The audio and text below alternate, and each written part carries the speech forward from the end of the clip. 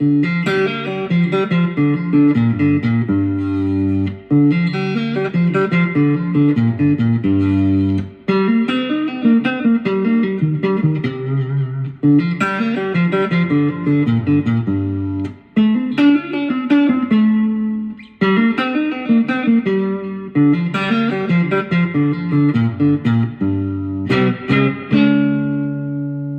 folks, Bluesboyjag here, yet another 3-string cigar box guitar lesson. It's how to use a lick and turn it into a chord progression. We are tuned open G. This is G, an A string tuned down to G, a normal D, and a normal G. D, G, G.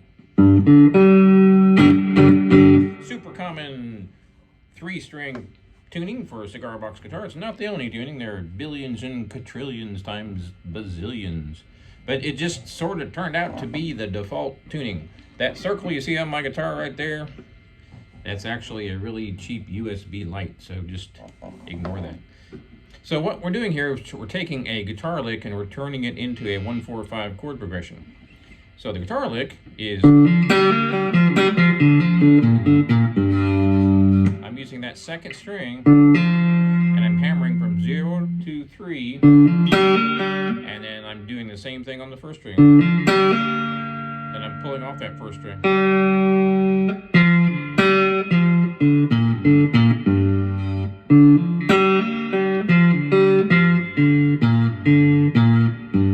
I call this going back on yourself. It's sort of like a dance move. You take a step forward and a step back, and then maybe 2 steps forward to the left, and then 2 steps back, and then 2 steps forward to the right, whatever. Anyway, one more time real slow.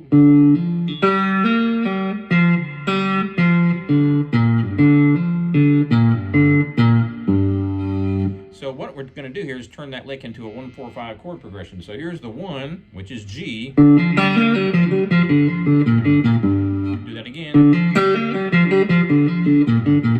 Now we move up to the 4 chord, which is what? In the key of G? C, correct.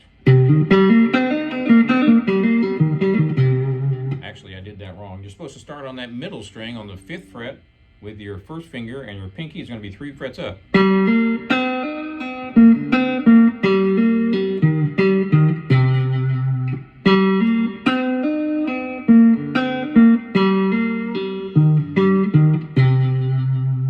we go back to the first one, which is the same lick, but because we're using open strings, it looks completely different, but it's not.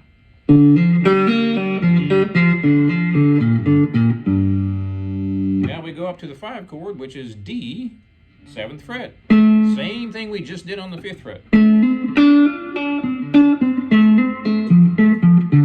Now we go down to the 4, which is where we just were on the 5th fret. Then we go back down to the 1, where we started.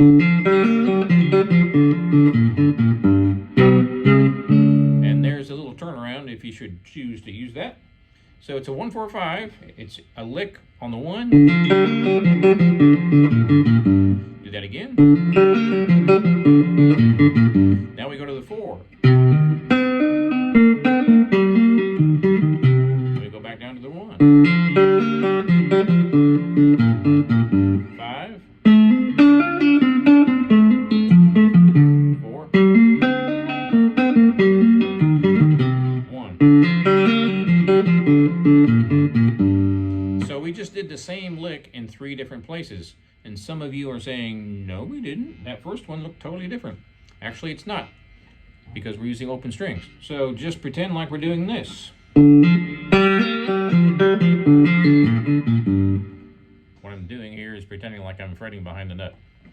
So technically, it's the exact same thing. These are just open strings, so you don't need to fret all the way down here. So one more time. That's the 1 chord. We're going to do that again. And now we're going to go to the 4 chord, which is the 5th fret. Starting on that 2nd string, not on the 3rd like I just did. Now we go back down to the 1. And then we go up to the 5. did, but we're on the 7th fret. Now we go down 2 frets. And now we go down to the 1. And that's our turnaround, which takes us up to the 5, which is D. Again.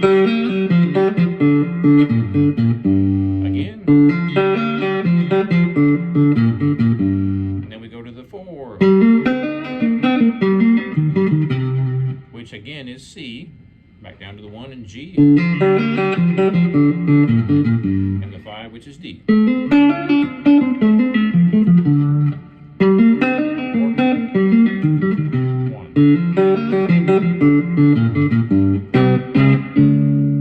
Of course, you can shorten this if you want. You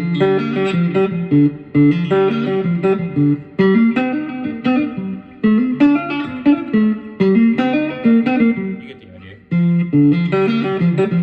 You can take any riff and you can repeat it on the 1 or the 4 or the 5. So we're taking a lick and turning it into an entire chord progression. So you might have a bass line that would go on top of this. Probably something real simple, because you don't want a bass line that busy interrupting and walking all over your main riff, right? So you might do a bass line. I'm sort of getting off subject here, talking about bass, but just so you can kind of hear it in your head. So here's the lick. So that's your main riff. So you might want to do something real simple with the bass.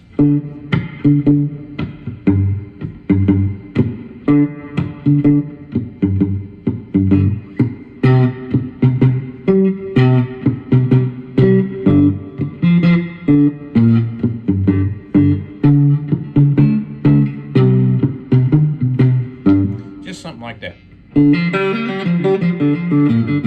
So I'm taking a lick and I'm turning it into a song. Here's a slow version of it.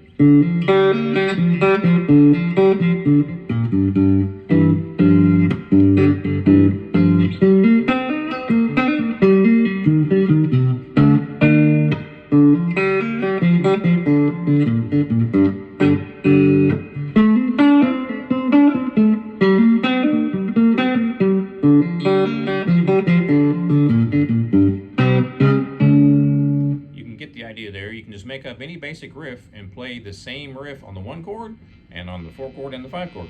It's not really a riff, actually. It's sort of a lick, right? A lick is sort of pieces of a guitar solo, like, or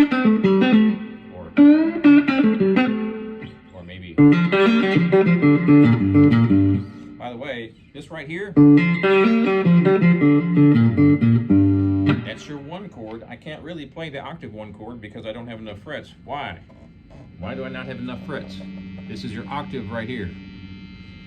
Whoever can tell me why I don't have enough frets to play this lick, I don't know, wins a candy bar or something. By the way, this is a new model. This is a big box. A lot of people request big boxes because they simulate the approximate size of a regular guitar. And just so you can kind of see, I'll walk over here. I thought I had my guitar right around the corner, but unfortunately I have to get up and walk over here.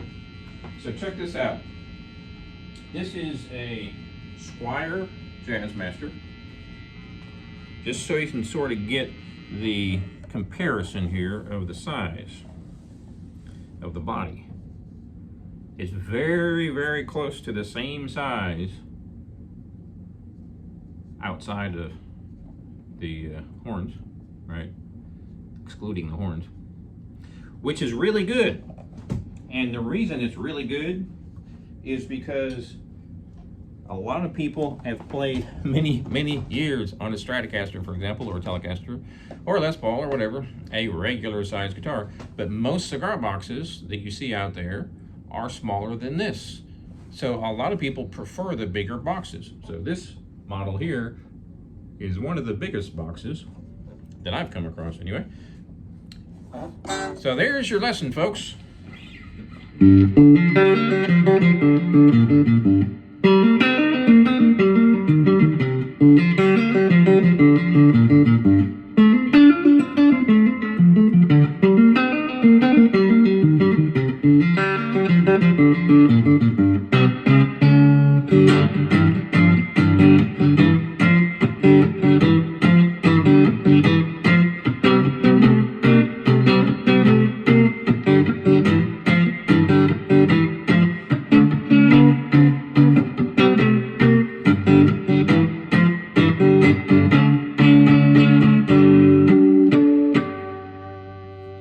watching. Check out my website, jagshouse.com. Cigar box guitars just like this one since 2004.